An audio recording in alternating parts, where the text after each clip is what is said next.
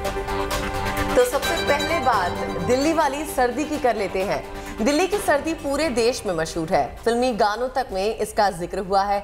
ठिठुरन पैदा करने वाली सर्दी राजधानी में अब दस्तक देने को तैयार है। क्यों सुनीता? बिल्कुल सही कहा तुमने आदिति, इसलिए तैयार हो जाना चाहिए क्योंकि मौसम विभाग ये अनुमान लगा रहा है कि चंद रोज में पारा गोते लगाएगा और दिल्ली में सर्दी को बढ़ाएगा। न्यूनतम तापमान में गिरावट दिखेगी और आपको गर्म कपड़ों को तुरंत निकाल लेना चाहिए क्योंकि सर्दी का स्वागत बस हम करने ही वाले हैं। अभी से शुरू हो जाना चाहिए क्योंकि कहते हैं ना कि बदलते मौसम में सबसे ज्यादा प्रॉब्लम्स होती हैं, तो यही सजेशन हम दर्शकों को देते हैं कि आप फिलहाल अभी से ही अपनी सेहत और गर्मा गर्म चाय पीजिए और एक स्टोरी देखिए हमारी।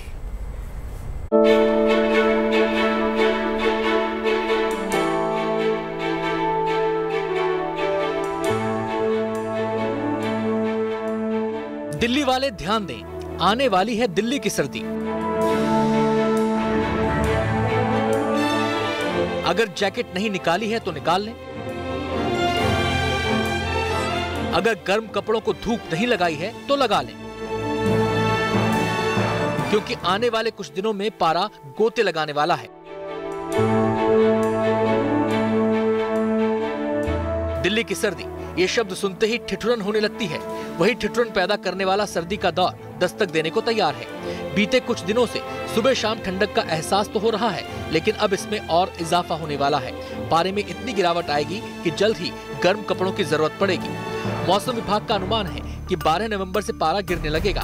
अगले कुछ दिनों में न्यूनतम तापमान 10 डिग्री तक पहुंच जाएगा। 12 नवंबर को न्यूनतम तापमान 12 डिग्री रह सकता है। 13 नवंबर को न्यूनतम तापमान 11 डिग्री रहने का अनुमान है। 14 नवंबर को न्यूनतम तापमान 11 डिग्री रह सकता है और 15 नवंबर को न्यूनतम तापमान 10 डिग्री रहने का अनुमान है। और पूर्वानुमान देखें तो जैसे ही हम आगे बढ़ेंगे नवंबर, इसके बाद दिसंबर, धीरे धीरे टेम्परेचर डिक्रीज होगा और ठंड बढ़ने लगेगा। मौसम विभाग के मुताबिक 12 नवंबर की शाम से हवाओं की गति भी कुछ बढ़ेगी। 10 से 16 किलोमीटर प्रति घंटे की रफ्तार से हवाएं चल सकती हैं। दिल्ली की सर्दी पूरे देश में मशहूर है। ठंड के दिनों में दिल्ली घूमने खासी तादाद में सैलानी आते हैं और दिल्ली की सर्दी का लुत्फ उठाते हैं। सर्दी दस्तक दे रही है तो गर्म कपड़ों का बाजार भी गर्म होने लगा है। दिल्ली की सर्दी पूरे देश में मशहूर है और यही वजह है कि दिल्ली में सर्दियों की तैयारी भी शुरू हो गई है। इस वक्त हम दिल्ली के जनपथ मार्केट में मौजूद हैं और यहाँ पर दिल्ली की सर्दी के लिहाज से, कि जिस तरह की सर्दी दिल्ली में पड़ती है वो बहुत ज़्यादा होती है, उसके लिहाज से कपड़े आपको यहाँ पर देखने को मिलेंगे, स्वेटर देखने को मिलेंगे, जैकेट्स देखने को मिलेंगे। मतलब मार्केट ने, बाज़ार ने अपने आप को ठंड के लिए तैयार करना शुरू कर दिया है। दिल्ली की ठंड बहुत मीठी मीठी लगती है। मीठी मीठी ठंड जो होती है, जैसे हल्की धूप, हल्की सी हवा, बेस्ट। दिवाली के बाद तो सारी विंटर्स धीरे धीरे आने, सुबह शाम की सर्दी है, बट एक्सपेक्टेड है कि मतलब ज़्यादा पड़े बिकॉज कोरोना टाइम था तो शायद से पोल्यूशन कम हुआ होगा, तो उस वजह से विंटर्स इस बार शायद ज़्यादा होनी चाहिए। सर्दी में दिल्ली देश विदेश के सैलानियों से गुलजार रहती है। हालांकि कोरोना के चलते देश के बाकी हिस्सों की तरह दिल्ली में भी टूरिज्म को धक्का लगा है, लेकिन मौसम की तरह दिन भी बदलेंगे और उम्मीद तो यही है इस बार दिल्ली में सर्दी की पुरानी रंगत देखने को मिलेगी। Manish Chaurasia, Delhi, good news today. और हमारे यहाँ तो इस सर्दी से सबसे ज्यादा डर शिवांगी को लग रहा है। बिल्कुल। आप कोई गाना भी गाने वाले थे ना दिल्ली की सर्दी पे, कुछ वो तो सुन लेंगे दर्शक, लेकिन इसकी सर्दी वाला हाल तो सुनो। ये कह रही है कि बॉम्बे में बिल्कुल सर्दी नहीं पड़ती है। अब ये पहली सर्दी है जो इस बार आप दिल्ली में एंजॉय करेंगे। मुझे मुंबई में भी ठंड लगती थी, तो जरा सोचिए मेरा यहाँ क्या हाल होने वाला है। मुंबई में भी ठंड लगती थी, तो आप जाइए जनपद से खूब सारी शॉपिंग कीजिए गर्म कपड़ों की। आई होप मुझे जल्दी छुट्टी मिले और मैं शॉपिंग करने जाऊँ। साथ में चलेंगे। चलते हैं। चलिए अब बात उस धरोहर की जो न केवल भारत की पहचान है बल्कि करोड़ों लोगों की आस्था उस प्राचीन मूर्ति से जुड़ी हुई है। हम बात कर रहे हैं मां अन्नपूर्णा की, जिनकी प्राचीन प्रतिमा 100 साल बाद भारत पहुंची है और जल्द ये प्रतिमा वाराणसी पहुंच जाएगी। वाराणसी तक पहुंचने के दौरान मां अन्नपूर्णा कई शहरों से होकर गुजरेगी। तो आज दिल्ली में मां अन्नपूर्णा की प्रतिमा की पूरे विधि विधान के साथ पूजा अर्चना की गई और फिर गाजे बाजे के साथ शोभा यात्रा की शुरुआत हुई। क्या है इस प्राचीन प्रतिमा का महत्व और भारत लाने में इस प्रतिमा को क्यों लगे हैं 100 साल? चलिए साथ में देखते हैं।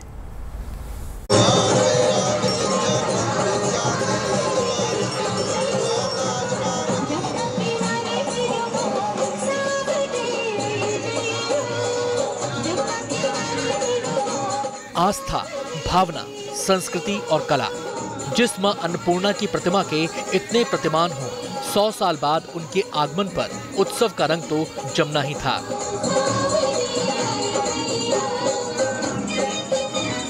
करीब 1 सदी बाद भारत पहुंची मां अन्नपूर्णा की सवारी जैसे ही वाराणसी के लिए निकली, मानो सारी धरती धन्य हो गई। मां अन्नपूर्णा को धन धान्य की देवी माना जाता है और मान्यता है कि काशी में ही मां अन्नपूर्णा का स्थान है। तो भारत सरकार ने उत्तर प्रदेश सरकार को माता अन्नपूर्णा की मूर्ति सौंप दी है। आप देख सकते हैं कि रथ में माता अन्नपूर्णा की मूर्ति को स्थापित किया गया है। तमाम मंत्री उत्तर प्रदेश सरकार के, केंद्र सरकार के हाथ जोड़ रहे हैं, प्रार्थना कर रहे हैं और यहाँ से ये मूर्ति जो है वो जाएगी। आप देख सकते हैं एक बड़ी सी मूर्ति और है, ये प्रतिरूप बनाई गई है। असल मूर्ति यहाँ पर सामने मंदिर में स्थापित की गई है। ये रथ करीब 19 जिलों को कवर करेगा और जगह जगह सांस्कृतिक कार्यक्रम आयोजित किए गए हैं। तमाम मंदिरों से होते हुए रथ गुजरेगा। जगह जगह श्रद्धालु इस मूर्ति का, इस प्रतिमा का इंतजार कर रहे हैं। तो सोच ये है कि साथ माता अन्नपूर्णा को जो है वो काशी विश्वनाथ पहुंचाया जाए और उसी सोच के हिसाब से इस पूरी यात्रा को बड़े उत्सव की तरह मनाते हुए तमाम लोग ये नजर भी आ रहे हैं। और शायद यही वजह है कि इस उत्सव में हर कोई चाहता है कि वो शरीक हो, चाहे उत्तर प्रदेश की सरकार के मंत्री हो या फिर केंद्र सरकार के तमाम मंत्री। जिन मां अन्नपूर्णा ने भारत को धन धान्य से पूर्ण रखा, वो मां बरसों बाद अपनी धरती पर लौटी हैं। वैसे तो 15 अक्टूबर को मां अन्नपूर्णा की सदियों पुरानी मूर्ति भारत वापस आ गई थी, लेकिन माता अन्नपूर्णा की पुनर्स्थापना का सुयोग अब बना है। मां अन्नपूर्णा कुछ ही दिनों में काशी विश्वनाथ मंदिर में स्थापित होंगी और ये लम्हा हर भारतवासी के लिए खास होगा। आज मैं तो यही कहूँगी कि काशी ने जिस व्यक्ति को सांसद चुन के भेजा वो भारत के प्रधानमंत्री बने और काशी के प्रति जो उन्होंने अपना वायदा था, जो कर्तव्य था, वो पूर्ण रूप से निभाया है। काशी की महारानी को उसके क्षेत्र में वापस लाने का काम जो किया है, आप उसको मतलब मेरी अंतरात्मा से पूछे तो शायद मैं उन्हें शब्दों में बयान नहीं कर सकती। भारत की इस धरोहर को अपनी धरती तक पहुंचने में 100 साल का वक्त लग गया। 1913 में मां अन्नपूर्णा की ये मूर्ति चोरी हो गई थी। बाद में प्राचीन मूर्ति मैकेंजी आर्ट गैलरी का हिस्सा बन गई। 1936 में नॉर्मन मैकेंजी ने इस प्रतिमा की वसीयत तक करा ली, लेकिन वक्त बीता और इस धरोहर की खबर भारत तक पहुंची। मां अन्नपूर्णा को भारत लाने के प्रयास शुरू हुए। राह मुश्किल थी, लेकिन सरकार की सजगता ने नामुमकिन से दिख रहे मिशन को मुमकिन बना दिया। इसमें बहुत मेहनत करना पड़ता है। पहला अपना देश का मूर्तियां आइडेंटिफाई करना, वो मूर्ति किधर से लाए वो रिकॉर्ड्स निकालना और मूर्ति का क्या बैकग्राउंड है वो निकालना है। फिर उसके बाद वो वापस लाना नहीं लाना वो तय करना है। अब पर वापस लाना है तो फिर सरकार से बातचीत शुरू करना, करस्पॉन्डेंस शुरू करना। लगातार 1 दिन का 2 दिन का नहीं, सालों भर ये करस्पॉन्डेंस चलते रहते हैं। उसको स्पीडअप करके लाना बहुत, आप जैसा बोले, वो टास्क विषय है। फिर भी वो सफल के रास्ते पे भारत सरकार चल रही है। रथ पर सवार मां अन्नपूर्णा धूमधाम से अपने घर की तरफ चल पड़ी हैं। रास्ते भर मां अन्नपूर्णा की वंदना होगी। शहर शहर मंदिरों में मां की पूजा अर्चना और दर्शन की जोरदार तैयारियां की गई हैं। सबसे पहले शोभा यात्रा सुकूर क्षेत्र सोरों पहुंचेगी। यहाँ प्रथम रात्रि विश्राम होगा। अगले दिन मां अन्नपूर्णा एटा मैनपुरी होते हुए कानपुर नगर के तपेश्वरी मंदिर में जाएंगी। 13 नवंबर को उन्नाव, लखनऊ और बाराबंकी होते हुए प्रतिमा अयोध्या पहुंचेगी, जिसके बाद 14 नवंबर को अयोध्या से मां अन्नपूर्णा काशी पधारेंगी। जाहिर है मां अन्नपूर्णा के आगमन से न केवल भक्त खुश हैं, बल्कि भारत की सांस्कृतिक धरोहरों को संजोने वाले चेहरे पर भी मुस्कान आ गई है। Varun Sinha, Delhi, good news today. तो दिल्ली से रामायण सर्किट के तीर्थ पर निकली रेल की सवारी लगातार आगे बढ़ रही है और अब ये ट्रेन कल बिहार के सीतामढ़ी पहुंचेगी, जहां ट्रेन में सवार सभी श्रद्धालुओं का जोरदार स्वागत होगा। क्यों सुनीता? बिल्कुल सही। और देखो, हम लगातार इस खबर के बारे में अपने दर्शकों तक जानकारी पहुंचा रहे हैं कि कैसे भगवान राम जहां जहां गए थे, ये ट्रेन उन तमाम धार्मिक स्थलों की यात्रा करवा रही है। वैसे माना यह जाता है कि सीतामढ़ी में ही हुआ था माता सीता का जन्म। ऐसे में ये पड़ाव मुसाफिरों के लिए हमेशा के लिए यादगार बना। रामायण सर्किट ट्रेन दिल्ली से 7 नवंबर को रवाना हुई थी और इसका अगला पड़ाव जनकपुर धाम है। देखिए जरा।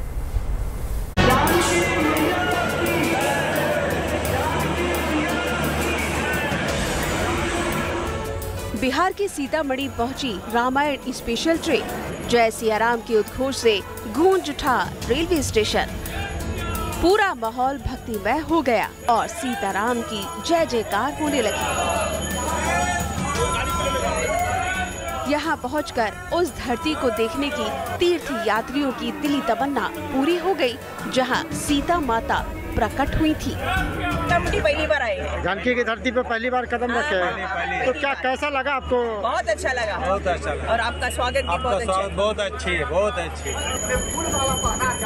सीतामढ़ी रेलवे स्टेशन पर तीर्थ यात्रियों को सीता उद्भव झांकी दिखाई गई। साथ ही उन्हें सीता माता से जुड़ी आसपास की ऐतिहासिक जगहों के बारे में जानकारी भी दी गई। यहाँ स्वागत करते हुए सीतामढ़ी धाम, पुनौरा धाम, पंचपाकर और हलेश्वर स्थान, चारों धाम के बारे में उन्हें जानकारी दी गई और सीता जी के इस पवित्र स्थल पर बार बार आने का आग्रह किया गया। दिल्ली से 7 नवंबर को रवाना हुई रामायण स्पेशल ट्रेन का अगला पड़ाव जनकपुर धाम है।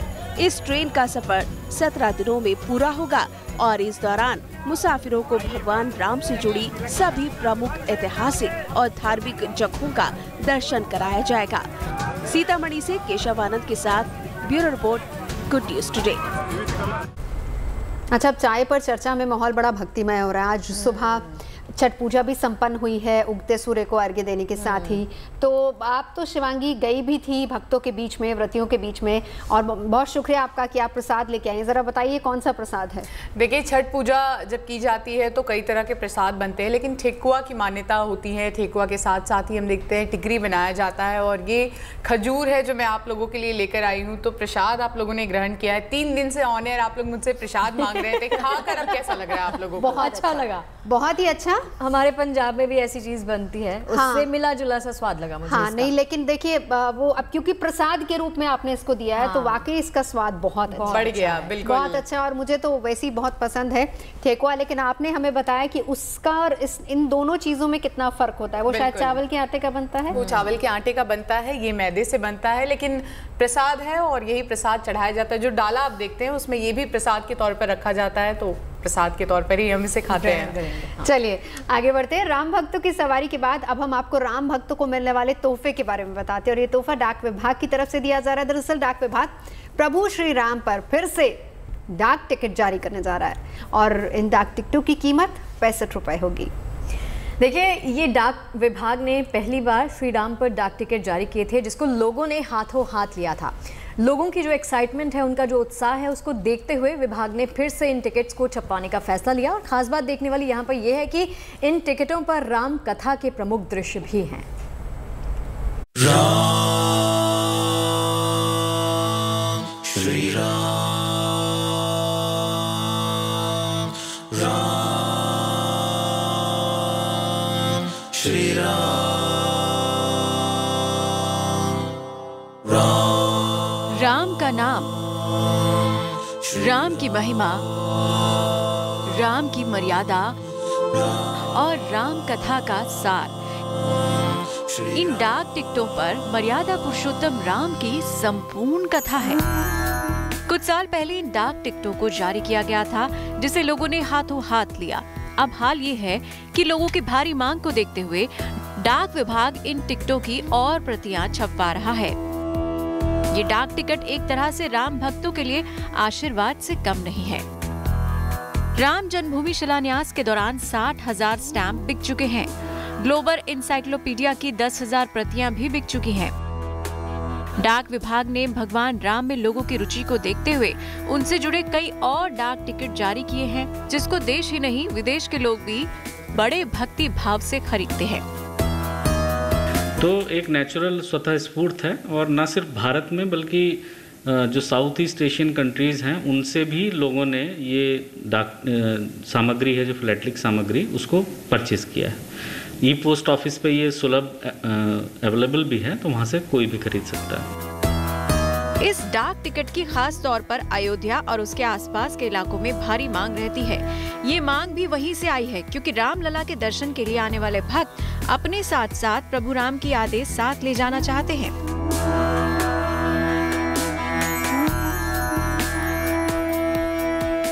इस टिकट की सीरीज यानी पूरी शीटलेट पर रामलीला के प्रमुख दृश्य अंकित है। इस शीटलेट में 11 टिकटों का संग्रह है, जिसमें श्री राम के सीता स्वयंवर से लेकर राजगद्दी तक के दृश्य शामिल किए गए हैं। इसमें मुख्य रूप से राम सीता का विवाह यानी स्वयंवर, विवाह के बाद वनवास, भरत मिलाप, केवट प्रसंग, जटायु संवाद, शबरी गाथा, अशोक वाटिका में हनुमान सीता संवाद, राम सेतु निर्माण, संजीवनी लाते हनुमान, रावण वध और राम की राजगद्दी पर विराजमान होने के आकर्षक दृश्यों को स्थान दिया गया है। ये डाक टिकट देश भर में एक साथ जारी हुआ था। इसकी कीमत 65 रुपए है। प्रभु राम से जुड़े इस डाक टिकट की कमी को देखते हुए डाक विभाग ने इसकी छपाई का फैसला किया है और ये शीटलेट शनिवार से बिक्री के लिए उपलब्ध हो जाएगी।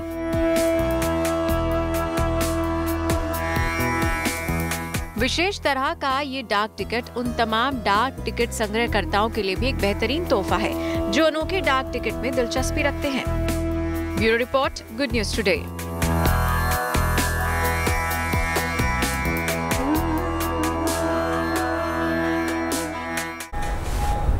राम भक्ति के बाद अब बात देशभक्ति की कर लेते हैं। देश में भी तो एक मोर्चा चलाया जा रहा है ना। वैक्सीनेशन के मोर्चे पर हिंदुस्तान के कदम लगातार तेजी से बढ़ते जा रहे हैं। देश की 80% आबादी को टीके की पहली डोज लगाई जा चुकी है और भारत में 110 करोड़ से ज्यादा टीके की खुराक दी जा चुकी है ना शिवांगी? बिल्कुल, और ये उम्मीद जताई जा रही है कि बहुत ही जल्द भारत संपूर्ण आबादी को कोरोना के खिलाफ सुरक्षा कवच भी दे देगा और इस लक्ष्य को पूरा करने के लिए हर घर दस्तक अभियान की शुरुआत हो चुकी है। केंद्रीय स्वास्थ्य मंत्री का कहना है कि देश में टीके की अब कोई कमी नहीं है।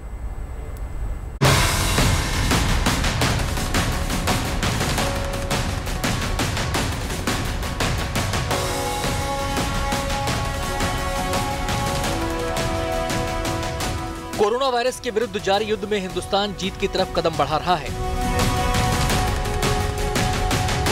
वायरस के खिलाफ महाटीकाकरण अभियान का जो संकल्प हिंदुस्तान ने लिया था वो धीरे धीरे सिद्धि की ओर बढ़ चला है।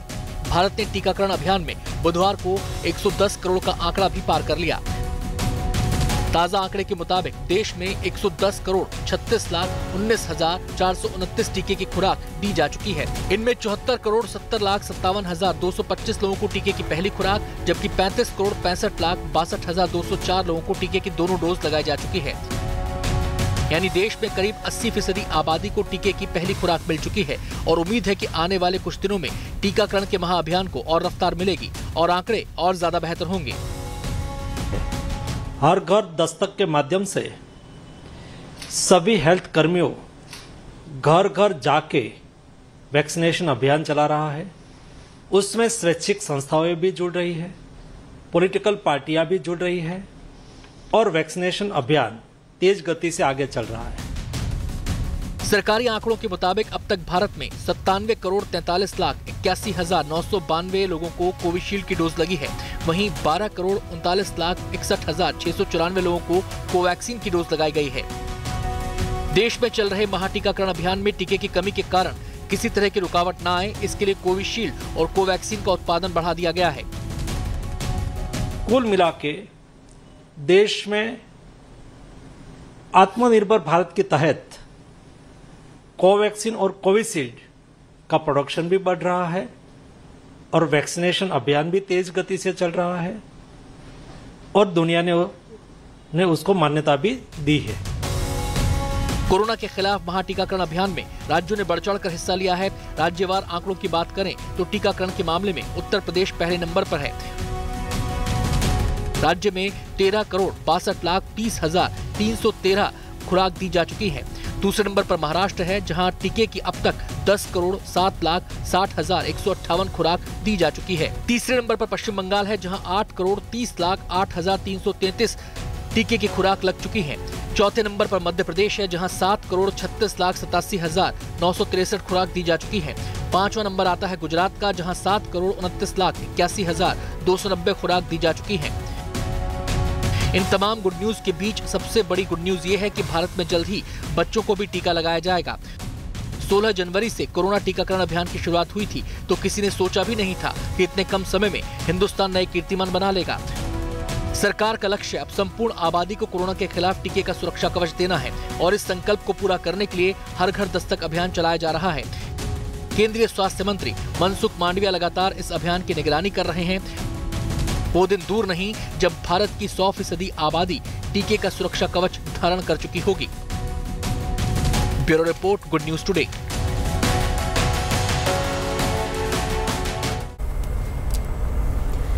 तो चलिए, वैक्सीनेशन में तो हर दिन नए कीर्तिमान हम लोग हासिल कर ही रहे हैं। वैसे आपको याद है ना कि कई जगह पर अदिति वैक्सीन को लेकर बड़े सारे ऑफर्स भी दिए जा रहे थे।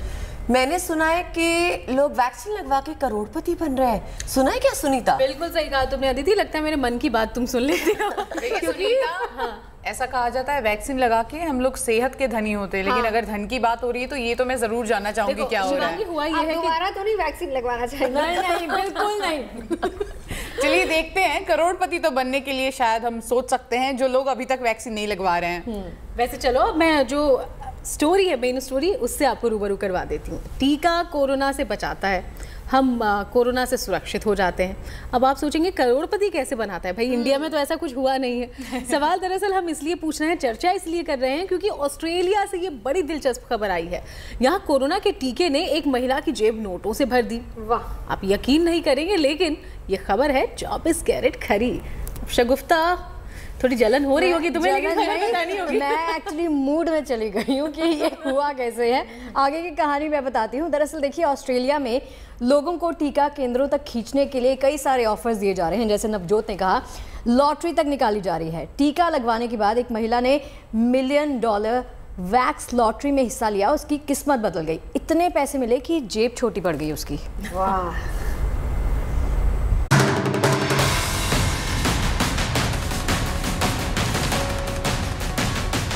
पूरी दुनिया में कोरोना वायरस की रोकथाम के लिए वैक्सीनेशन पर जोर दिया जा रहा है। ऑस्ट्रेलिया में वैक्सीनेशन को लेकर लोगों के बीच जागरूकता की कमी है। लोग वैक्सीन लगवाने से हिचक रहे हैं। ऑस्ट्रेलिया में कोरोना वैक्सीन को बढ़ावा देने के लिए समाज सेवियों और चैरिटेबल संस्थाओं ने मिलकर एक लॉटरी सिस्टम बनाया है। ऑस्ट्रेलिया की जोआन झू नाम की इस महिला ने वैक्सीन लगवाने के बाद लॉटरी सिस्टम में हिस्सा लिया और वो करोड़पति बन गयी।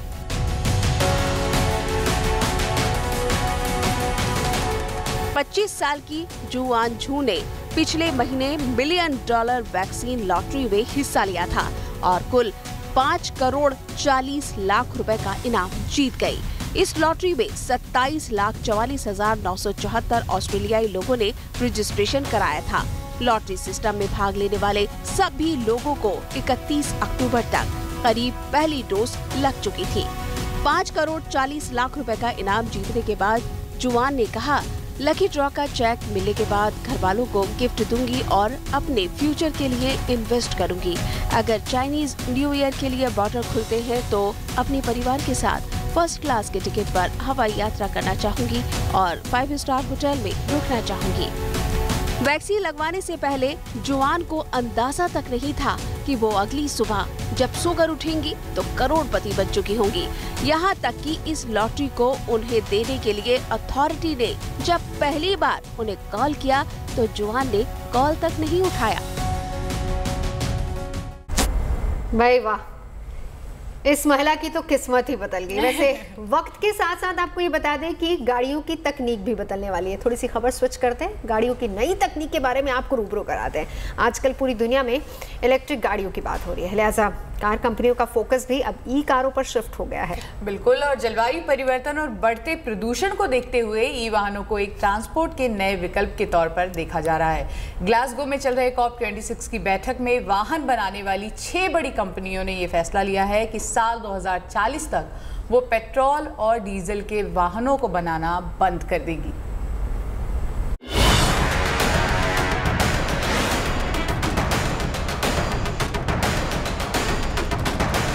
पूरी दुनिया इन दिनों इसी मंथन में लगी है कि सड़कों पर रफ्तार पर ब्रेक लगाए बिना कैसे प्रदूषण कम किया जाए। इलेक्ट्रिक व्हीकल्स एक बड़ी उम्मीद बनकर सामने आई है।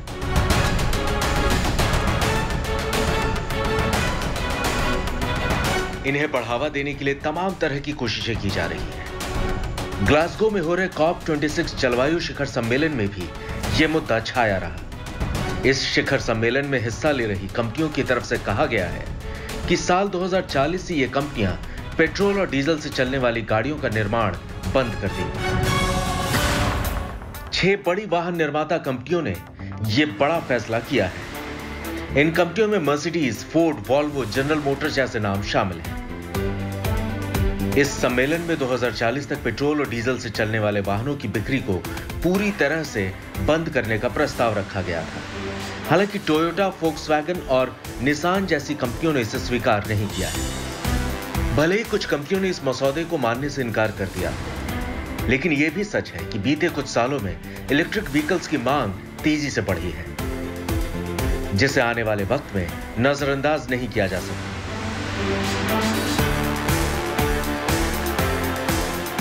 भारत में भी इसकी डिमांड तेजी से बढ़ रही है। हाल ही में केंद्रीय परिवहन मंत्री नितिन गडकरी ने भी कहा कि भारत इलेक्ट्रिक गाड़ियों की तरफ तेजी से बढ़ रहा है। Nowadays, electric mobility is gaining good momentum in the country, and it will be an important tool to develop pollution-free transport. We do not need any artificial push for the sale of electric vehicles in India.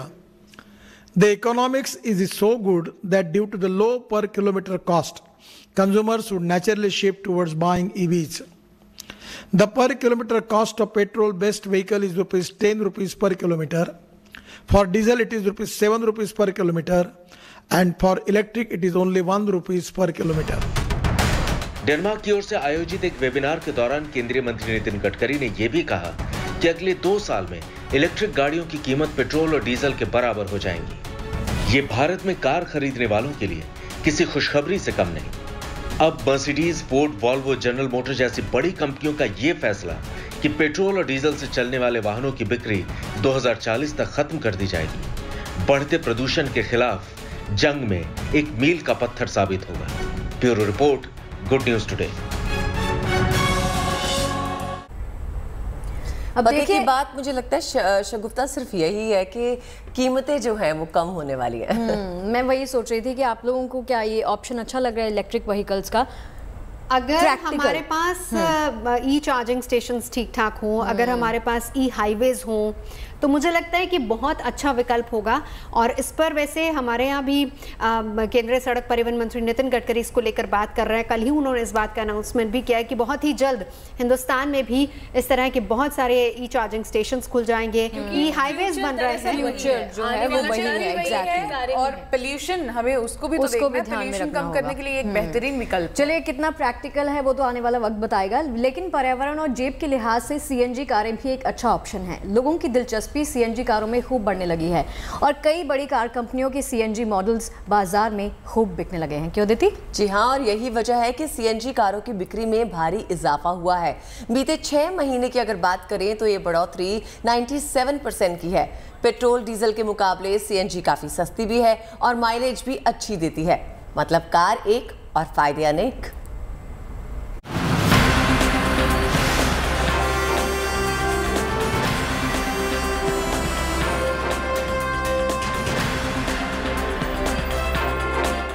CNG गाड़ियों की बिक्री top gear में है।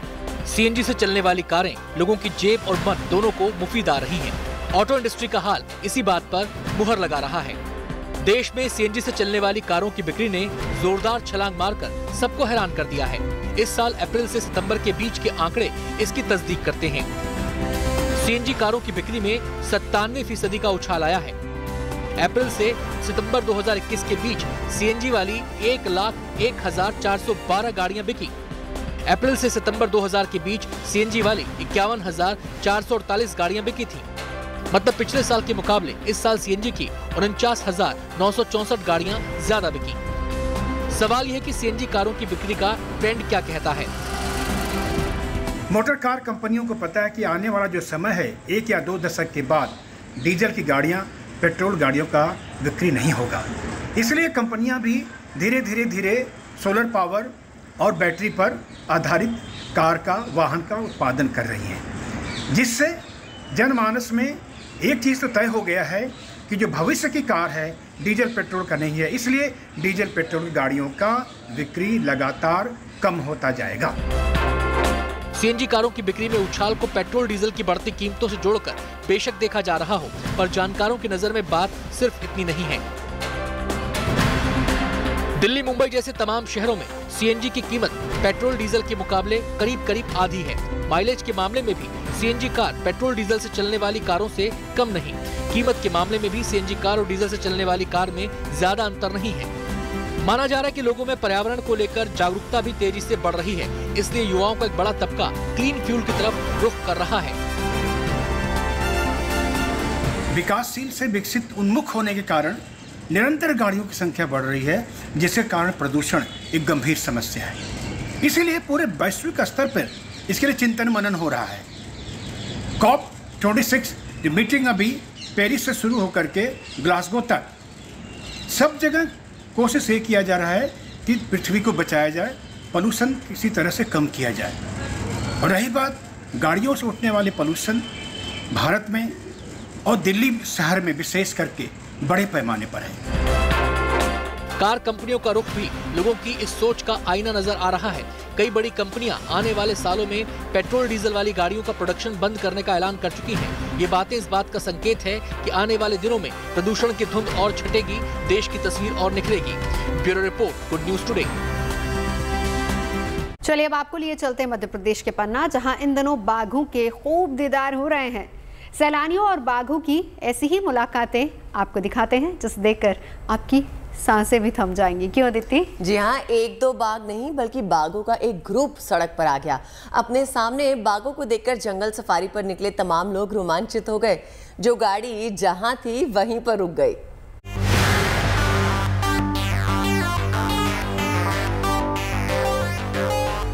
बड़े आराम से सड़क पार कर रहे बाघ बाघिन का वीडियो रोमांच पैदा करने वाला है। बाघों को देखकर थम गई सैलानियों की गाड़ियां। बाघों का कुनबा भी पल भर को रुका, गाड़ियों पर नजर डाली और उनका मुआयना करते जंगल की राह पकड़ ली।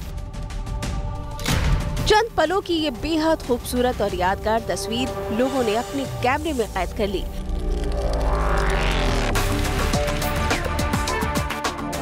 ये वीडियो मध्य प्रदेश में पन्ना टाइगर रिजर्व का है, जहां लोग इन दिनों बाघों का दीदार करने पहुंच रहे हैं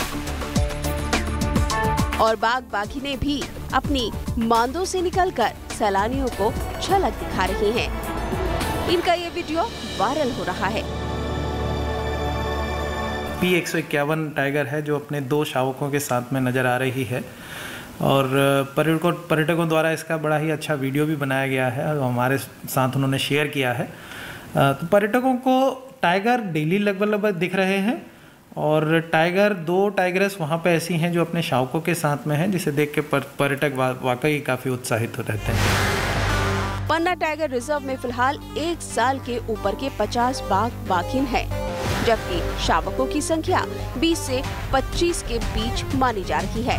अक्सर जंगल के किसी न किसी हिस्से में इन्हें घूमते फिरते या फिर आराम करते देखा जा सकता है। यहाँ आने वाले सैलानियों को आसानी से इनके दीदार का मौका मिल रहा है। ये सबसे ज्यादा खुश करने वाली बात है। पन्ना से दिलीप शर्मा दीपक के साथ bureau report, good news today. तो चलिए इसी के साथ वक्त एक छोटे से ब्रेक का हो गया है, लेकिन चाय पर हमारी चर्चा का अभी कई दौर आना बाकी है, तो कहीं मत जाइएगा, तुरंत लौटते हैं।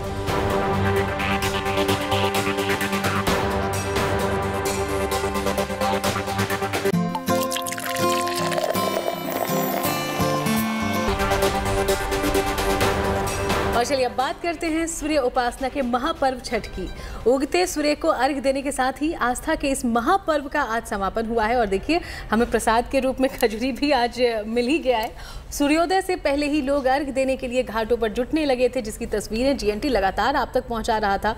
और क्या कुछ दिखा दिन भर नवजोत आपको? आस्था की ऐसी भव्य तस्वीरें दिखी कि हर कोई भक्ति के रंग में रंगा हुआ था। देश ही नहीं बल्कि अगर हम विदेशों की भी बात करें तो सूर्य की उपासना की तस्वीरें वहां से भी आई हैं।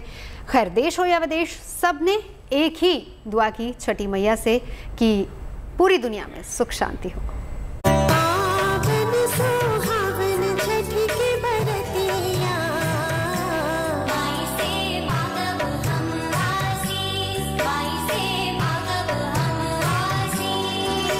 उगते सूर्य को अर्घ और कल्याण की कामना, इसी के साथ छठ महापर्व का समापन हो गया। 4 दिनों के इस महाकल्याणकारी व्रत का आज आखिरी दिन था। सुबह सूर्य की पहली किरण को अर्घ देने के लिए देश भर के घाटों पर व्रतियों और श्रद्धालुओं की भीड़ जुटी। घाटों पर प्रसाद से भरे सूप और टोकरियां रखी गईं। व्रतियों ने जल में उतरकर सूर्यदेव की स्तुति की और भगवान के दर्शन देते ही अर्घदान शुरू हो गया।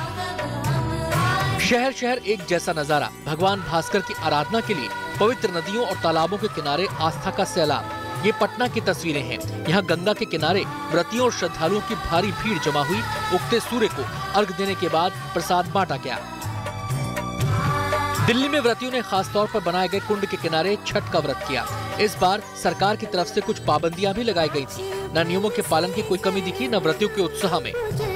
बहुत खास था। बस बच्चे सबके लिए दुआ मांगे, सुहाग के लिए यही सब मांगते। यहाँ तो जो भी मनोकामना रखो ना वो पूरा हो जाते हैं। कौन कौन आया था आपके परिवार से इस बार? पूरे फैमिली आए थे। तो पूरे 4 दिन कैसे बीते आपके? बहुत अच्छे से बीतते हैं। ये पूजा ही बहुत महत्वपूर्ण है, बहुत अच्छे से बीतते हैं। दिल्ली में इस बार छठ के लिए करीब 800 घाट बनाए गए थे। श्रद्धालुओं ने पूरी आस्था के साथ सूर्य की आराधना की और कल्याण का वरदान मांगा। प्रार्थना के लिए आने वाला वर्ष हमारे लिए बहुत अच्छा बीते और हमारे परिवार के लिए सुखमय हो और सारे संसार के लिए भी सुखमय हो। बहुत अच्छा सफर रहा। नहाए खाए से लेके खरना से लेके ये अर्घ तक हमारा सफर बहुत अच्छा रहा। ये तस्वीरें दिल्ली से सटे नोएडा की हैं। यहाँ छठ व्रतियों ने पूरे भक्तिभाव से उगते सूर्य की उपासना की। सूर्य भगवान से जो हमारी इच्छा पूरा कर रखा है उन सब का सब शुक्रिया मानते हैं कि आपने हमारी इच्छा हर चीज पूरी करी है। सबकी इच्छा हर किसी की ऐसी ही पूरी करिएगा। हर साल ऐसे ही आइए, सबकी खुशियों को सौगात दीजिए। ये मुंबई का कुर्ला इलाका है, जहां खास तौर पर बनाए गए तालाब में छठ मैया की पूजा की गई और भगवान सूर्य को अर्घ दिया गया। कोलकाता में भी छठ को परंपरागत तरीके से आस्था और उल्लास के साथ मनाया गया। श्रद्धालुओं ने भगवान आदित्य को अर्घ दिया। जो अगर इच्छा करे, जो अगर कहे छठ माँ से, वो उनका मन्नत पूरा करती है। आदित्य भगवान सबको पूरा करते हैं। जो मांगता है आदमी वो हम लोग का मन्नत पूरा होता है। इसीलिए हम लोग बहुत खुशी से धूमधाम से व्रत करते हैं छठ का। छठ की छटा सिर्फ देश में ही नहीं विदेश में भी दिखी। ये दुबई का अल मंजर बीच है। दूर देश में समंदर का किनारा छठ का घाट बन गया। श्रद्धालुओं ने यहाँ पूरी आस्था और भक्ति के साथ भगवान भास्कर को अर्घ दिया और छठी मैया से कल्याण का वरदान मांगा। इसी के साथ प्रकृति की उपासना और सूर्य देव की आराधना का ये महापर्व हर्षोल्लास के साथ पूरा हुआ। इस उम्मीद के साथ कि अगली बार भी इसी तरह घाट सजेंगे, आस्था का महामेला होगा और सूर्य देव इसी तरह आशीर्वाद बरसाएंगे। दुबई से नीरज सिंह, दिल्ली से तेजश्री पुरंदरे और नोएडा से श्रुतिका के साथ bureau report, good news today. और अब आपको दिखाते हैं मथुरा वृंदावन में ब्रजरज महोत्सव के रंग।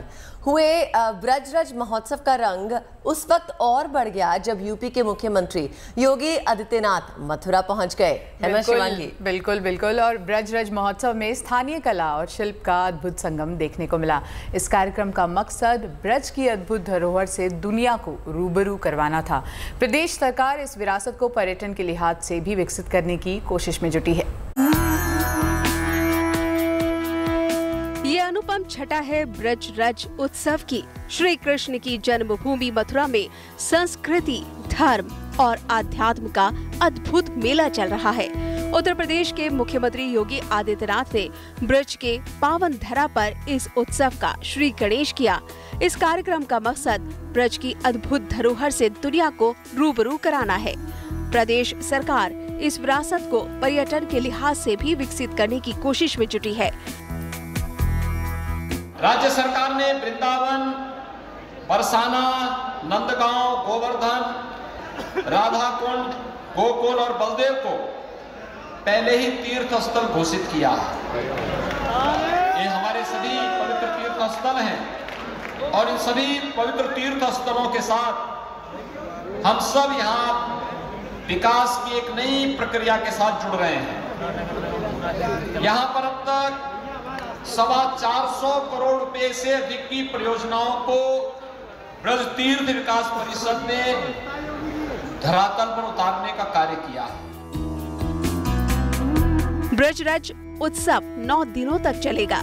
यहाँ पर हुनर हाट के जरिए हस्तशिल्पियों और दूसरे दस्तकारों को भी मंचन दिया गया है ताकि वो अपने हुनर को देश और दुनिया के सामने प्रस्तुत कर सके।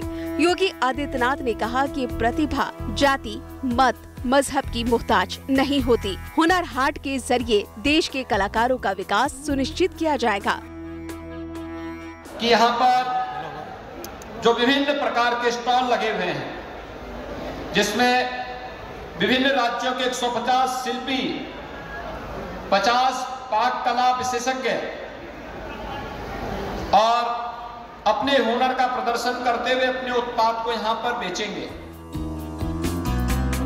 ब्रजराज महोत्सव में कला के भी अनुपम रंग देखने को मिलेंगे। इस उत्सव में बॉलीवुड और टीवी जगत के कई नामचीन कलाकार शिरकत करने जा रहे हैं। इतने बड़ा एक कार्यक्रम हमारे मथुरा में शायद पहली बार हो रहा है। बहुत ही खुशी हो रही है हमें और हम सबको इसका आनंद उठाना चाहिए।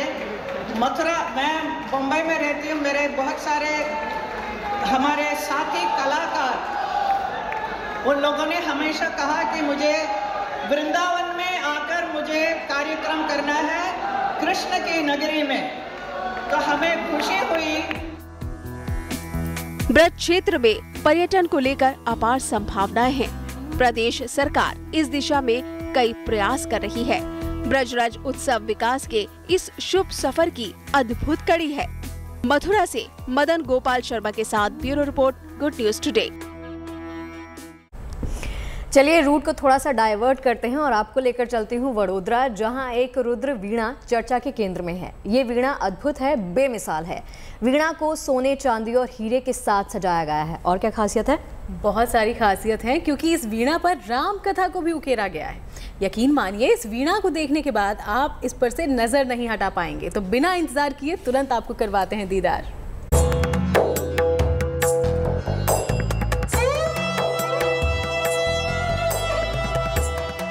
शानदार, बेहद खूबसूरत, बारीक कलाकारी का सुरीला नमूना। इस रुद्र वीणा को देखने के बाद आपकी जुबान से यही निकलेगा। आप भले ही इसे बजाना ना जानते हो, भले ही आपको सुर ताल का ज्ञान ना हो, ये रुद्र वीणा पहली नजर में ही आपका मन मोह लेगी। दिल करेगा इसे करीब से छू लें।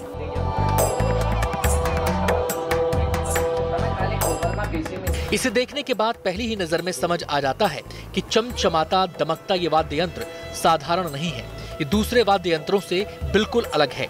इसकी खासियत ये है कि इस रुद्र वीणा पर सोने चांदी की परतें चढ़ी हुई हैं।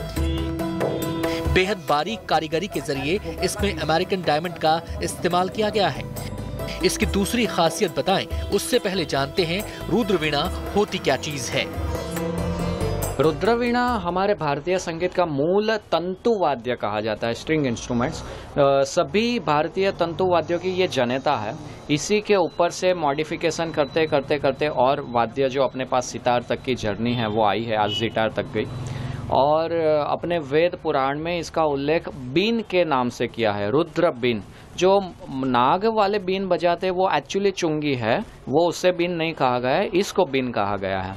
फिर बात करें कि इसकी उत्पत्ति कैसे हुई, तो ऐसा कहा जाता है कि पार्वती जी को ध्यानस्थ अवस्था में सोए हुए देख के शिव जी ने उस ध्यान अवस्था में क्या साउंड वो सुन रहे होंगे, नाद सुन रहे होंगे, उस इमेजिन को लेते हुए उन्होंने इस वाद्य का निर्माण किया, ऐसा कहा जाता है। इस रुद्र वीणा को ये खूबसूरत स्वरूप देने वाले गुजरात के वडोदरा शहर के धवल मिस्त्री इसकी दूसरी खूबियों के बारे में बताते हैं। उनका कहना है कि पुराने जमाने में लकड़ी की वीणा बनाई जाती थी, साथ में ऐसी सोने चांदी से जड़ित वीणा भी बनती थी। ये कोशिश दोनों को साथ लाने की है। ये ट्रेडिशनल वीणा है जिसके जो फ्रैट्स यानी पर्दे माने गए स्वर के स्थान वो मोम से चिपकाए जाते हैं, ये इसकी खासियत है। फिर इसका जो डांड है वो बांस से ही बनाया जाता है, उसमें और चीज़ यूज़ नहीं कर सकते। और फिर ये तुम्बे तो उसी वीणा में भी लगते, इसमें भी लगते, लेकिन इसमें थोड़ी सी साइज़ कम होती है, कम ज़्यादा होती रहती है, उसमें फिक्स साइज़ रहती है। क्योंकि यह वीणा जो होती है वो रुद्र, यानी जो ये मुद्रा है उसे संस्कृत में रुद्र कहा गया है। तो ये एक रुद्र, ऐसे 11 रुद्र की वीणा बनती है, यानी जो बजाने वाला है उसके 11 रुद्र के डांड, फिर ये 2 रुद्र का बीच का अंतर, ये सब नाप के बनाया जाता है। ये ट्रेडिशनल वीणा की खासियत है। इसमें और क्या खास बात है, तो आज से 150-200 साल पहले पेंटेड वीणा बनती थी, जो इसमें हमने किया है काम पेंटेड, और वो पेंटेड तो बनती थी, साथ में गोल्ड का भी काम होता था। तो पहले की वीणा में पेंटेड वीणा अलग होती थी और गोल्ड वाली अलग होती थी। इसमें हमें दोनों का कॉम्बिनेशन करके एक ही वीणा में वो दोनों स्वरूप लाने की कोशिश की है। किस तरीके का? अब जरा इस रुद्र वीणा पर उकेरी गई तस्वीरों को देखिए। एक वीणा पर आपको पूरी राम कथा मिल जाएगी।